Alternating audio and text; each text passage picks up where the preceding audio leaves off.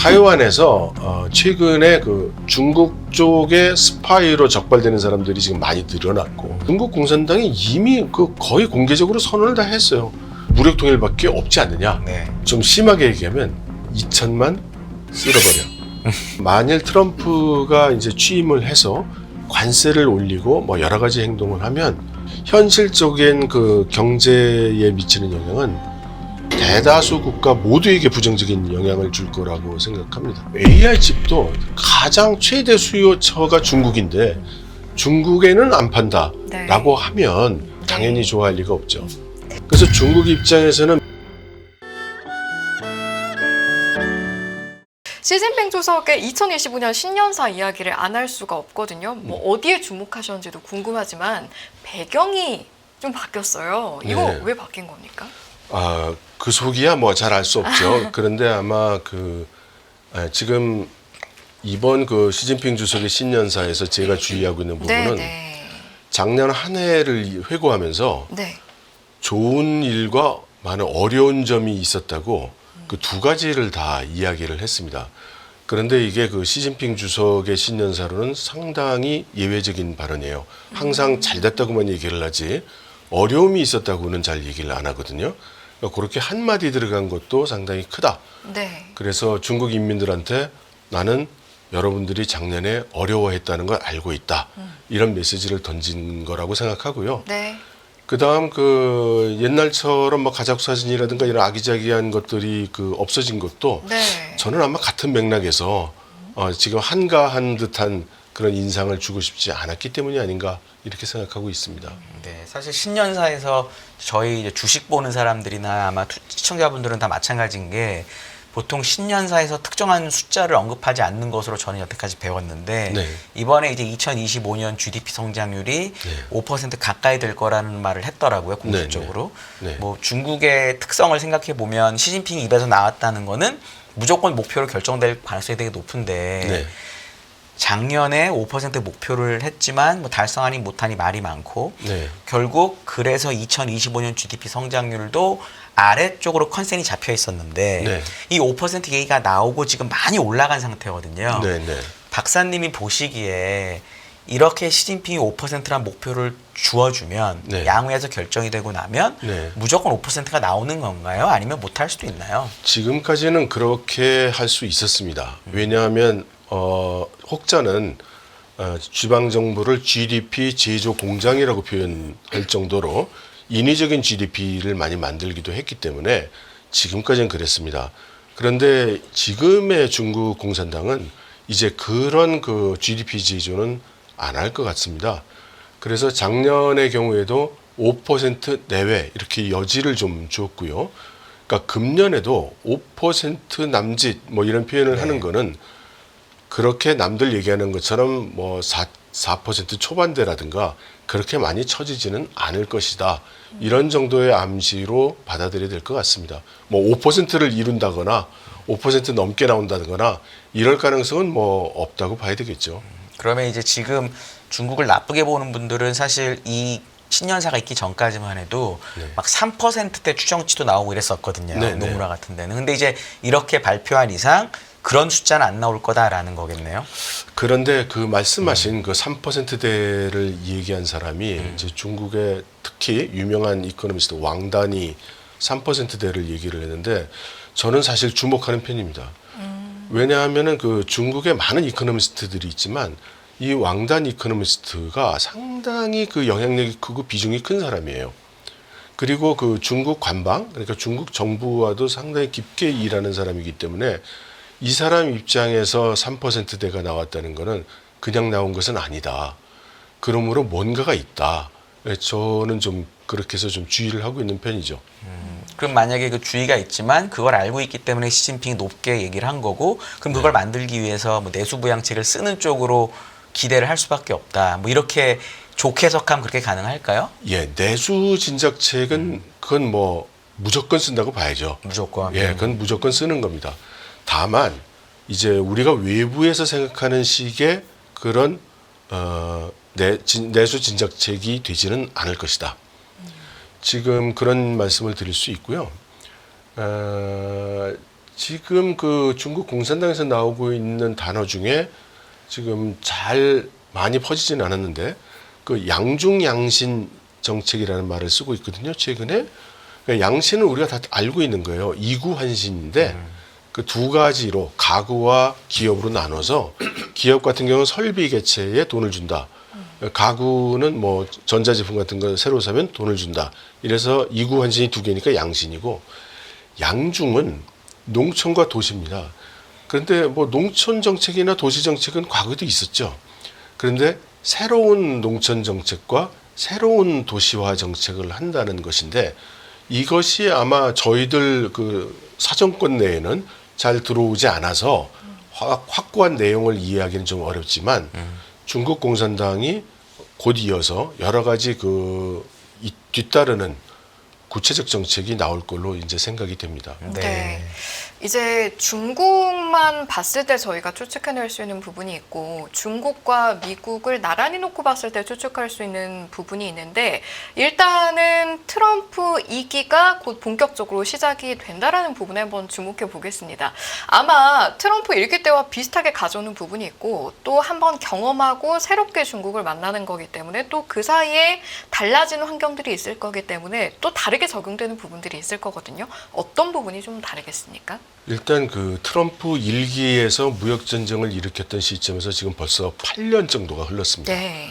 그리고 중국으로서는 그것이 엄청난 충격이었어요.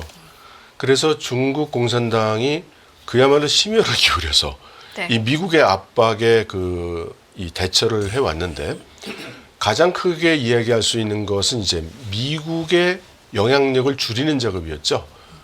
그래서 중국 전체의 경제 GDP에서 대외 경제가 차지하는 비중을 지금 38% 정도로 지금 낮춰놓은 상태고 특히 그 중에서도 미국과 연계되는 부분, 미국의 그 대외 경제에서 차지하는 비중이 지금 11% 정도로 내려와 있는 상황이거든요. 물론 이게 수출 수입을 합해서 그렇고요. 근데 수출에서는 비중이 크니까 아주 뭐 중요하겠습니다만 그러니까 중국 공산당 입장에서는 어떻게 되냐면 8년 전 상황과 지금 상황은 다르다. 8년 전에는 미국이 관세를 때리거나 그런 무역에 대해서 제재를 가하면 엄청난 충격이 왔지만 지금은 상당히 충격이 흡수될 수 있다. 이제 이런 상황에 있는 거고요. 또 하나는 그 전략 물자에 대한 그 공급망을 지금 미국에 귀속되는 것들을 지금 그 8년 동안 많이 바꿔왔어요. 예를 들면 식량이나 에너지 같은 것이 그렇습니다. 그러니까 우리는 최악의 상황에도 버틸 수 있다. 그래서 세 번째로 우리라고 가만히 있을 소냐. 뭐 예를 들어 히토류, 예를 들어 뭐 이런 그 미국의 압박에 대해서 중국도 대항할 수 있는 그런 정책 도구함을 제법 만들어 놓은 것 같습니다. 그리고 이제 그 트럼프 2기 정부가 어떻게 나오는가를 지금 기다리고 있는 것으로 보이죠. 제가 보기에 2018년 무역 분쟁 때하고 지금 제일 달라 보이는 게 당신은 말씀하신 것처럼 처음 맞고 너무 놀라다 보니까 이거를 위안화 약세를 용인하면서 수출 경쟁력을 유지하는 쪽으로 전 갔다라고 그때 기억이 나거든요. 그러면서 네네. 결국 한국도 빠지고 뭐 이런 약간 일이 벌어졌는데 지금 중국의 상황, 물론 아직 트럼프가 취임 안 해서 그렇기도 하지만 네네. 고시환율을 계속 7.2 밑으로 누르면서 네. 실제 거래되는 환율은 7.3이 넘는데 네. 고시환율을 낮게 누르면서 네. 우리는 환으로는 미국이랑 싸울 생각이 없다. 네. 미안해요. 이런 게 전 제일 달라 보이는데 네네. 이게 어떤 의미를 앞으로 중국을 보시는 분들한테 갖게 될까요? 저는 그 환율이 중국 경제에서 굉장히 엄청난 그 요소라고 생각합니다. 네. 어떤 정도냐면 중국 경제에서 딱 한 가지만 중국 경제를 평가하는 딱 한 가지 지표를 고르라면 환율이다. 원 위안, 달러 위안 환율. 그렇습니다. 네, 저는 그렇게 생각하고 있습니다. 이 환율은 왕왕 지금 미국이 그 압박을 하니까 환율을 낮춰서 수출 경쟁을 높이고 여기에 대응을 하고 이런 시나리오를 많이 듣는데요. 중국은 미국의 물건을 덜 팔게 되는 것은 그렇게 무섭지 않습니다. 그보다 만일에 그 환율이 너무 내려가가지고 중국에 들어오는 투자, 특히 외국 산업, 기업 그들이 중국을 떠나는 사태가 생기는 것은 중국으로서는 도저히 견딜 수 없는 일입니다. 그래서 환율이라는 건 중국 공산당에게는 언제나 그 하한이 있었어요. 그러니까 정도 이상으로 위안화 환율이 떨어지게 내버려두지 않아 왔고 앞으로도 그럴 것 같습니다. 그러니까 위안화 약세를 그러니까 환율로 치면 올라가는 거겠죠. 환율이 네네. 그러니까 위안화 약세를 용해. 그럼 2018년에 약간 무역 분쟁 때 초기에 썼던 약간 위안화 약세 용의는 일시적이었다. 이렇게 보시나요? 예, 저는 그렇게 생각을 합니다.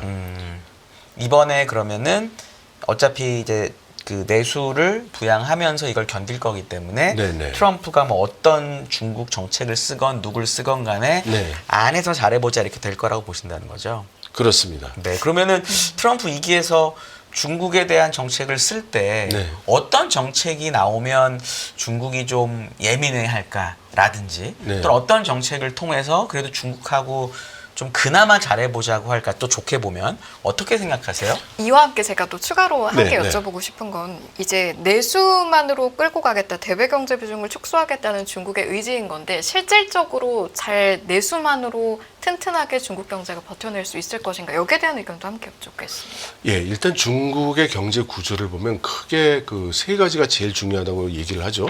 예, 수출, 투자, 그리고 소비입니다.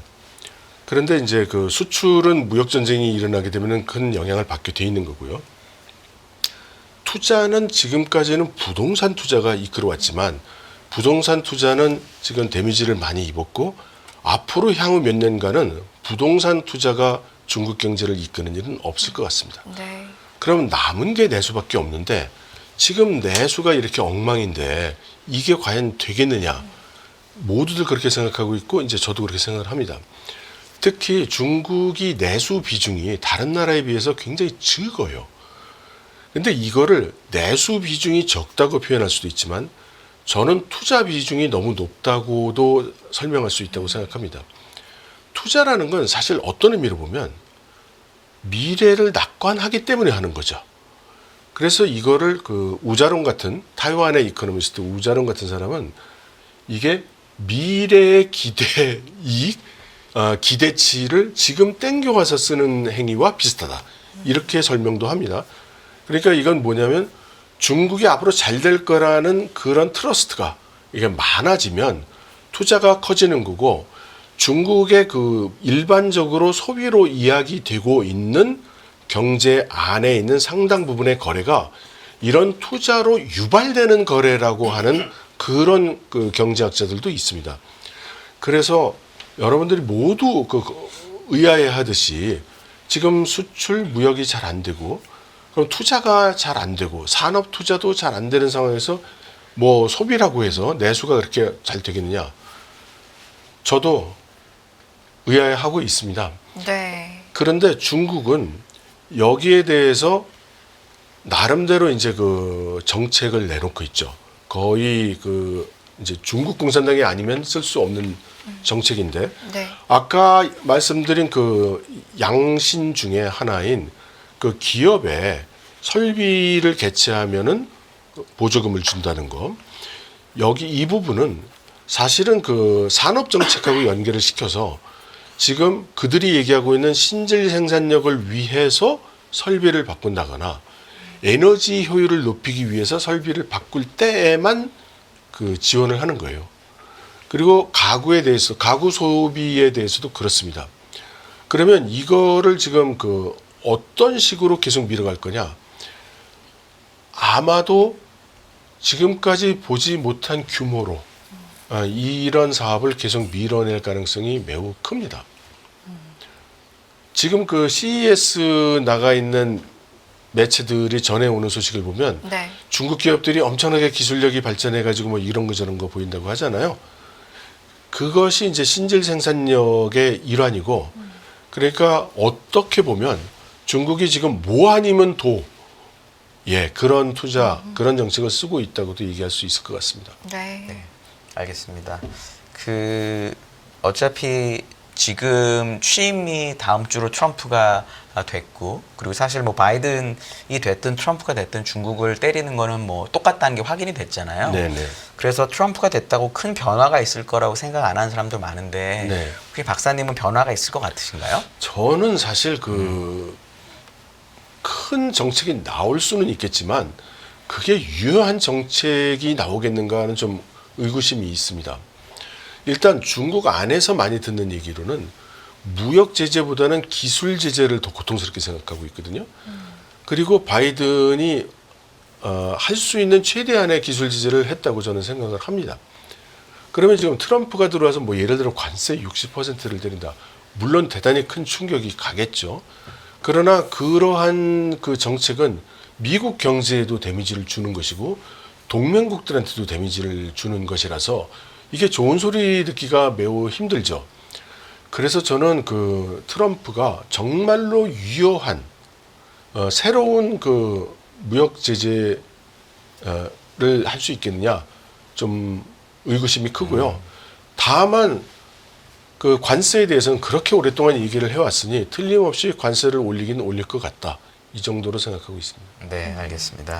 이 내용도 한번 여쭤보고 싶은데 미국이 이제 AI 칩 수출 통제 조치를 발표를 했고 물론 네. 이제 18개국 동맹국들은 제외가 됐는데 네. 시기적인 부분을 좀 여쭤보고 싶은 게 사실은 어차피 취임이 얼마 남지는 않았잖아요. 네. 그럼에도 네. 불구하고 시기적으로 이 시점에 발표한 이유는 혹시 어떻게 예상을 하시는지요? 저는 바이든이 미리 다 침발라 놓는 거 아니냐 이렇게 생각합니다. 예.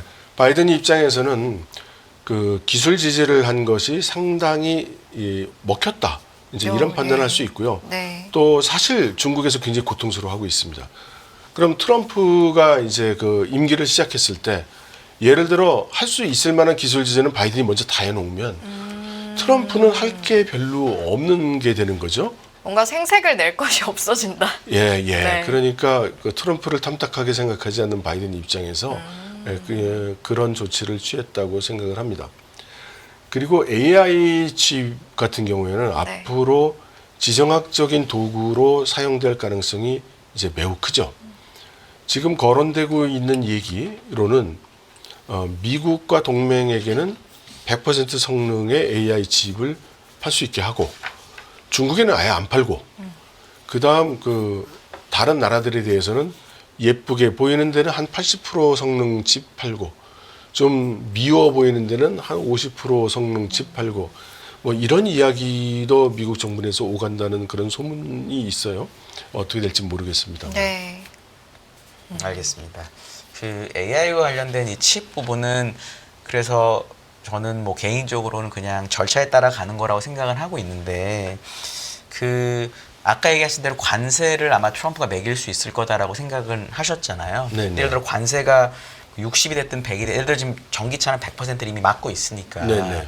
실제 관세를 매기면 중국은 어떻게 대응할 거라고 생각하세요? 관세를 예를 들어 뭐 한 20점 더 맞았다. 네. 그럼 어떤 방법으로 이거를 해결하려고 할까요? 지금 그 미국 시장을 잃게 되거나 거의 축소되는 그런 효과를 가져오겠죠.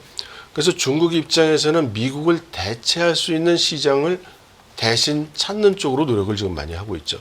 글로벌 사우스하고 일을 만드는 것도 그렇고 브릭스를 지금 프로모션하는 것도 그렇고 또 상하이 클럽 국가들과의 연계를 강화하는 것도 이제 좀 그렇습니다.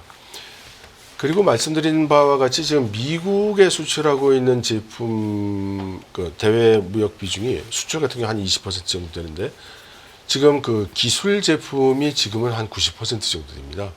뭐 옷가지니 이런 거 말고요. 그래서 미국이 그렇게 나오면 현실적으로는 결국은 제3국가를 통해서 우회 경로로 들어가는 그런 결과가 오기 쉽다고 생각합니다.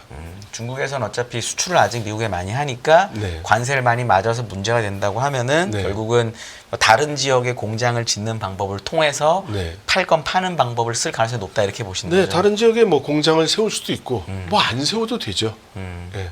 해당 국가에 그런 그 기술과 부품을 제공하고 거기서 뭐 다 조립해서 뭐 메이드 인 타일랜드, 메이드 인 인도네시아 이렇게 해서 미국으로 수출하면 되는 거죠. 그거는 미국에서 별로 막지 않을 거다. 막지 않는다기보다는 네. 미국이 방법이 별로 없을 겁니다. 갑자기 들어오던 상품을 대량의 상품을 어느 단기간 내에 대체할 수 있는 벤더와 제품을 찾는 건 쉽지 않은 일이니까요. 네. 그러면 앞으로 이제 중국과 미국의 이제 일련의 관계들이 쭉 이어져 나갈 거잖아요. 네, 네. 우리나라 개인 투자자들은 그걸 네. 어떤 관점에서 좀 주목해서 보시는 게 유효한 전략일 거라고 생각하세요? 저는 이 디커플링 자체는 네. 누구에게도 이익이 되지 않는다고 생각합니다.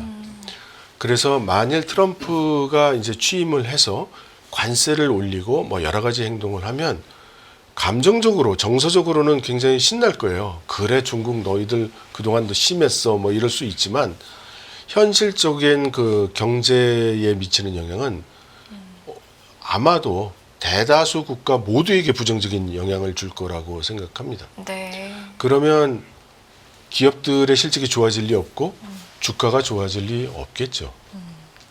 그래서 이제 저희 앞서 이야기한 AI 칩 수출 통제도 동맹국이 제외되긴 했는데 결과적으로는 이제 우리에게도 좀 안 좋지 않겠냐라는 해석의 의견들도 많이 보이는 것 같았습니다. 예, 왜냐하면은 그 AI 칩도 가장 최대 수요처가 중국인데 중국에는 안 판다라고 하면 그러면 당연히 예를 들어 엔비디아 같은 회사 입장에서는 뭐 1,000억을 팔 수 있는 거를 뭐 한 300억밖에 못 판다든가 이제 이런 현상이 일어나는 거니까요. 당연히 좋아할 리가 없죠.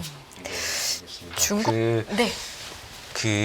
아까 부동산 얘기 잠깐 하셨는데 네. 이제 부동산으로는 더 이상 경기를 회복시키지 못할 거라고 많은 분들이 얘기를 하시는데 네, 네. 지난 뭐 20년, 30년 역사를 보면은 네. 결국은 우리나라도 마찬가지인데요. 네. 경기를 제대로 띄우고 재정을 쓰고 할 때는 어느 정도는 부동산에 뒷받침이 있어야 이 경기가 좋은 게 밑에까지 내려가잖아요. 네. 그럼 예를 들어 지금 중국의 GDP 중에 고정자산 투자 비중이 20몇 %인데 네. 그렇게는 안 하더라도 네. 어느 순간이 되면 지금 문제가 되는 부동산 관련된 부분을 중국 정부가 좀 도와줄 거다. 네. 이런 기대도 약간 있거든요. 네, 네. 그런 거에 대해서 혹시 어떻게 보세요? 제가 아주 좋아하는 중국의 그 경제학자 중에 황치판이라는 사람이 있습니다. 옛날에 총칭시에 그 시장을 했었고 또 중국 내부적으로는 뭐 천재 소리도 듣는 사람인데요. 이 양반이 중국의 부동산에 대해서 이제 분석을 거시적인 안목에서 분석을 한 게 있습니다. 그건 뭐냐면 중국은 이 땅을 사실은 그 완전히 그 개인 소유로 파는 게 아니고 네. 사용권을 주잖아요. 그러면 예를 들어 상업 목적 같은 경우는 한 50년 정도가 되는데 그게 도래하고 있다는 겁니다. 그래서 그게 도래하기 전까지는 지금 이미 세워놓은 부동산이 너무나 많이 널널하게 있기 때문에 또 지금 부동산 경기가 이 상황이고 그러니까 뭐 곳에 따라 뭐 부동산이 조금 일어나는 곳이 있을 수는 있겠으나 전국적으로 본다고 하면 부동산이 올라갈 일은 없다. 그러나 4, 5년 정도가 지나고 나면 그 50년의 그 기간이 끝나는 그러면 이제 그 건물들도 한 50년 된 건물이잖아요. 그럼 중국식으로는 50년 전 건물은 지금 봐주기가 어렵습니다. 그러면 말짱 새로운 현대적인 건물로 다시 세울 것이 거의 틀림없죠. 그래서 이제 그 시기가 도래하는 그때가 중국의 부동산이 다시 좀 회복이 되는 그렇다 하더라도 지금 과거처럼 그렇게 치열한 그런 양상은 보이지 않을 것이다. 이제 그렇게 이야기하고 있습니다. 저도 동의하고요. 네, 그 정도로만 해도 지금 부동산 문제 해결할 수 있다고 중국 정부는 보는 건가 보네요. 부동산 문제를 회복하는 것은 아니죠. 그러니까 중국 공산당 입장에서 볼 때는 이 부동산 문제라는 거의 핵심은 금융입니다. 그러니까 부동산 프로젝트에 있는 그 개발업체, 시공업체 그리고 그 부동산을 산 고객들 거기에 물려 있는 은행 이렇게 해서 이제 금융의 문제가 가장 골치 아픈 문제인 것이고 실제 그 건물 그 자체는 만들었는데 별로 수요가 없다. 그래서 놀려놨다. 그래서 뭐 이제 이런 거죠. 알겠습니다. 예. 중국이 현재 어떤 상황에 처해 있는가를 봤을 때 미 국방부에서 발표한 2024 중국 군사력 보고서 네, 저희가 네. 주목할 필요가 있을 것 같습니다. 네. 어떤 내용이 나왔나 봤더니 인민해방군 부패의 영향이라는 건데 어떤 키워드냐, 부정부패에 대한 단속이 중국의 무기 조달 프로그램에 중대한 지장을 초래한다. 그래서 군사 현대화 사업이 지연될 수 있다라는 건데 네. 그냥 들어서는 사실 쉽사리 이해되는 네, 내용은 네, 아닙니다. 네. 박사님이 좀 해석을 곁들여 주시면 좋을 것 예, 같은데요. 이게 그 중국의 군부의 이야기는 네. 사실 뭐 공개된 정보가 많은 것이 아니어서 그렇죠. 사실 어느 정도 짐작할 수밖에 없습니다. 예. 근데 제가 이제 나름대로 분석하는 것은 이렇습니다. 가장 중요한 사건이 작년에 중국에서 미국 쪽으로 흘러간 정찰 기구 사건이 있었습니다. 네. 그런데 그 기구 사건이 있었을 때 바이든 대통령이 이상한 소리를 독립적으로 세 차례 했습니다. 뭐라고 했냐면 시진핑 주석은 이 일에 대해서 모르고 있다. 이렇게 얘기를 했어요. 그 다음에 그 중국 외교부장 네. 친강이 갑자기 이 처벌받는 그런 일이 생겼고요. 그리고 그때 무슨 일이 일어나냐면 중국의 로켓군의 데이터를 미국의 해군 대학에서 웹사이트에다 한번 쫙 깔은 사건이 생겼습니다. 그래서 중국 내에서 그게 큰 사건이 됐어요. 군사 기밀이 미국 학교 웹사이트에 그냥 퍼져나온다는 게 말이 되냐. 그래서 이게 아마 조사가 됐던 것 같고 네, 네. 이 모든 사건을 연계하면 어떤 시나리오가 이루어지냐면 이 시진핑 주석이 군사력 강화를 위해서 엄청난 예산을 투하했는데 그럼 그 예산을 누가 썼느냐? 그 로켓군이 지금 그 미국과의 그 전쟁을 대비해서 만든 군대고 그 로켓군을 만든 사람이 시진핑 주석이에요. 그래서 거기 장군들도 거의 시진핑 주석이 뽑아서 별 달아준 사람들입니다. 그리고 이 군대가 과거에 재래식 무기 가지고 미국과 싸울 수 없기 때문에 여러 가지 최신식 무기를 개발했죠. 그렇게 해서 나왔는데 여기에 부실이 굉장히 많았다는 겁니다. 그래서 작년 말에 그 국방부장, 전임 국방부장까지 다 처벌을 받았고 로켓군의 장군들이 열 몇 사람이 옷을 벗었습니다. 그리고 군수 기업의 경영진들이 많은 사람들이 많은 수가 잡혀갔죠. 네. 그러니까 군수 산업에서 문제가 났다는 건 틀림이 없는 겁니다. 그래서 작년 말에 12월 31일에 국방부장으로 새로 된 사람이 동준이라는 사람인데 이 사람은 또 해군이에요. 그리고 국방부장이 되면은 중국의 군사위원회, 그러니까 군대에 대한 최종 의사결정을 내리는 그 위원회인데 당연히 주석은 시진핑 주석입니다. 이 군사위원회 위원 자리도 못 가졌어요. 그래서 이거를 읽기를 어떻게 읽느냐면 네. 이 동준이라는 사람은 잠시인 것 같다. 과도기적인 인물이고 그리고 중국 인민해방군도 거의 주력은 육군이거든요. 그러니까 해군에서 갑자기 와서 국방부장을 하고 있는데 군사위원회 위원도 아니다. 그러니까 이제 잠시 앉아 있는 상태라고 보여지는 거고 그거를 지금 미군에서 말하자면은 이제 그 염장을 지르는 그런 일이라고 보고 네네. 그 염장을 지르는 의도는 더 상처를 후벼파고 군군의 불만을 더 불지르게 하기 위해서라고 봅니다. 내부에서 조금 더 이제 와해시키는 작전을 쓴다라고 보여요. 왜냐하면은 그 로켓군과 일부 장성과 일부 부대만 많은 투자를 해주다 보니까 인민해방군 내에 전통적으로 커왔던 다른 부대들, 다른 장성들 입장에서는 우린 뭐야 이렇게 되는 거잖아요. 그렇게 해서 뭐 첨단 무기를 만들어서 미국과 싸운다고 하니까 그래 보자 이러고 있었는데 다 해먹었잖아요. 그러면 이제 이 사람들의 불만이 이제 표면화될 수 있는 거죠. 그래서 미군의 그 리포트는 여러 가지 목적이 있겠지만 그렇게 염장을 지르고 중국 군부 내부의 갈등을 좀 더 표면화시키려는 그런 의도가 있다고 생각합니다. 네, 알겠습니다. 그 뭐 군대 얘기야 워낙 이게 되게 그 비밀도 많고 네. 뭐 정확하게 알 수가 없어서 저는 그냥 이거는 미국하고 중국 사이에 자기들이 알고 있는 지식을 뽐낸 정도라고만 판단하고 있었는데 네네. 사실은 정치적으로 시진핑이 3년이면 성공을 했고 네. 올해가 3년이면 세 번째 해거든요. 네네.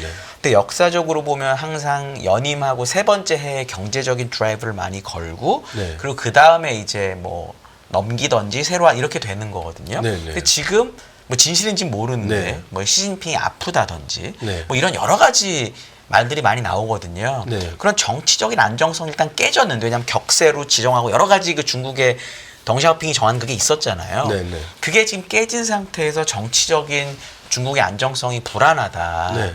그런 얘기도 있거든요. 그래서 오히려 경제를 또 많이 띄워야 된다 이런 얘기도 있는데 네. 그건 어떻게 연결될까요? 저는 일반적으로 시진핑 주석이 권력이 강해졌기 때문에 3년임을 했다. 이렇게 보고 있는데요. 저는 그것을 반대로 생각하고 있습니다. 3연임을 했어야 했기 때문에 그러니까 그 집단 지도 체제에서 단일 지도 체제로 구성해 가는 것이 필요했기 때문에 시진핑 주석이 3년임을 할 수 있었다. 이렇게 생각하고요. 시진핑 주석이 엄청난 권력을 가져서 그렇게 된 것은 아니다. 이렇게 생각을 합니다. 그러면 지금 체제는 뭐냐면 단일 지도 체제라는 건 예를 들면 총통제 같은 거예요. 우리나라의 대통령제 같은 겁니다. 그런데 중국이 대통령제는 아니죠. 그러나 장기 집정을 하고 있고 1인이 그래서 그 중간의 상태에 있는 것인데 그러면 지금 중국이 다음 지금 금년이 2025년이니까 20차 5개년 계획이 네. 금년에 끝나고 내년에부터 이제 21차가 들어가야 되는데 21차로 갈 때 그러면 단일 지도 체제 유사 단일 지도 체제로 계속 갈 거냐 아니면 집단 지도 체제로 갈 거냐를 생각했을 때 단일 유사 단일 지도 체제로 갈 가능성이 훨씬 높다고 생각을 합니다. 그래서 시진핑 주석이 4연임을 할 가능성이 높다고 생각을 하고요. 그리고 지금처럼 미국과 압박이 있는 상황에서 만일에 다음 지도부를 바꿀 생각이 있었다면 지난번 20대 지도부 구성할 때 다음 임기 받을 그 잠재 세대가 들어왔어야 됩니다. 그게 지금 없으니까요. 뭐 리창 총리나 이런 사람은 다음으로 이제 인정을 못 받고 있잖아요. 사실은 옛날에는 네. 총리가 됐든 그 밑에 누가 보통 하고 이렇게 가는데 네. 그러면은 시진핑 주석이 제가 알기로 나이가 52년생인가 3년생 그런 걸로 네. 알고 있는데 그러면 이제 여기서 5년을 더하면 네. 거의 80세 가까이까지 하는 거잖아요. 네. 네. 보통 중국은 70세가 넘어가면 이제 그만두게 했던 아주 긴 전통이 있었는데 네.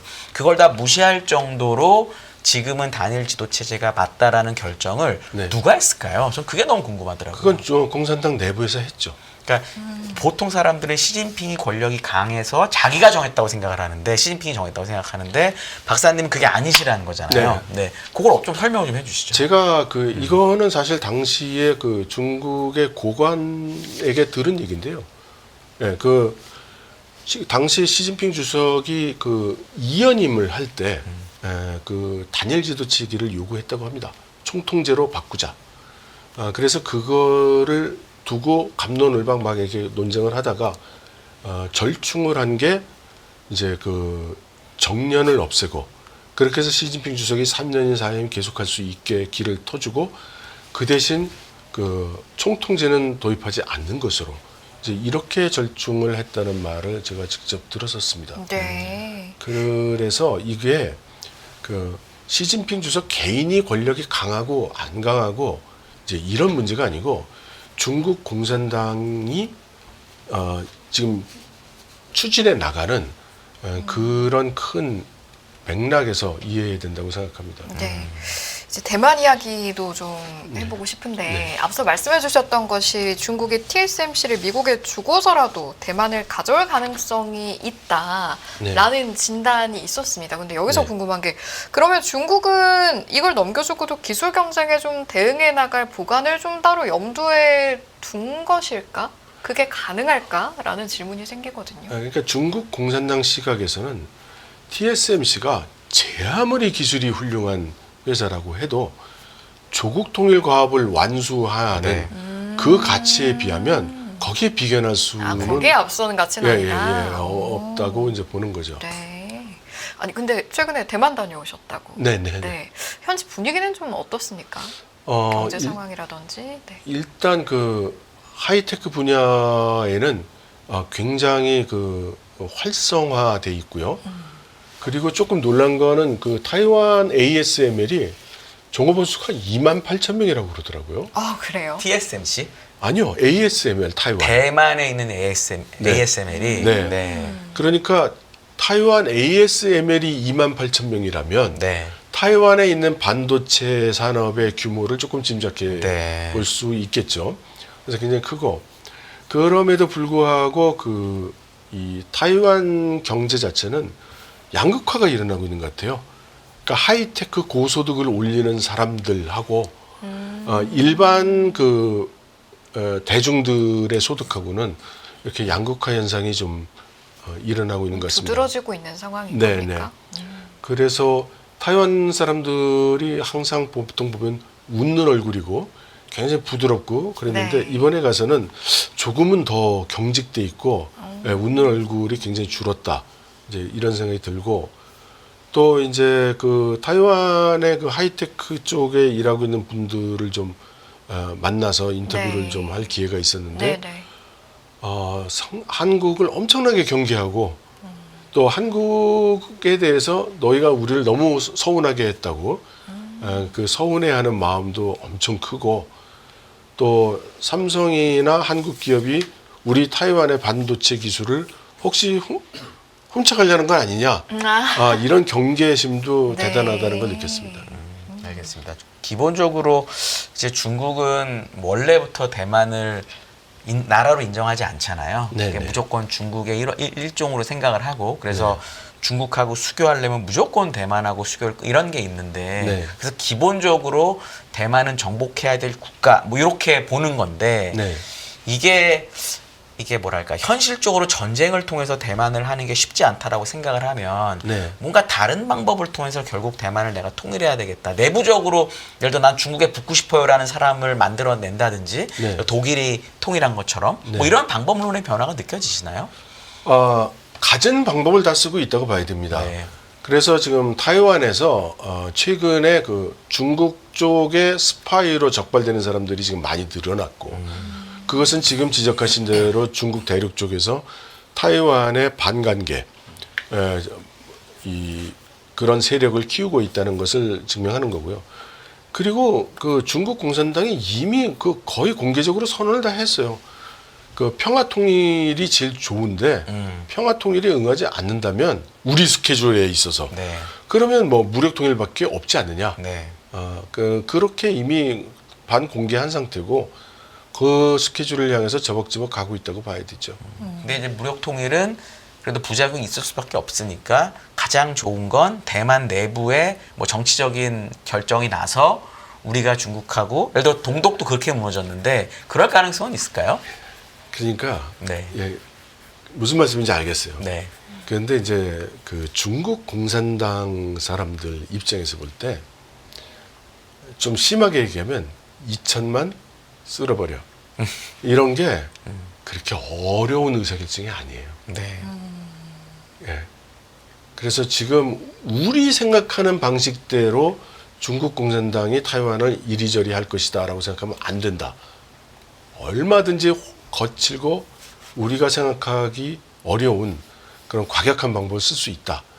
이렇게 생각을 해야 한다고 봅니다. 그러면 예를 들어 시간 한계로 보면 중국의 공산당 사람들이 생각하는 예를 들어 언제까지 안 되면 우리 그렇게 할까는 보통 얼마 정도의 시간 타임이 있다고 보세요? 지금부터? 예, 이제 그게 문제죠. 네. 그게 문제인데 저 같은 경우에는 그게 뭐 10년을 넘어가지 않을 것이다 이렇게 생각을 지금부터 10년 안에 결정난다. 하고 있고요.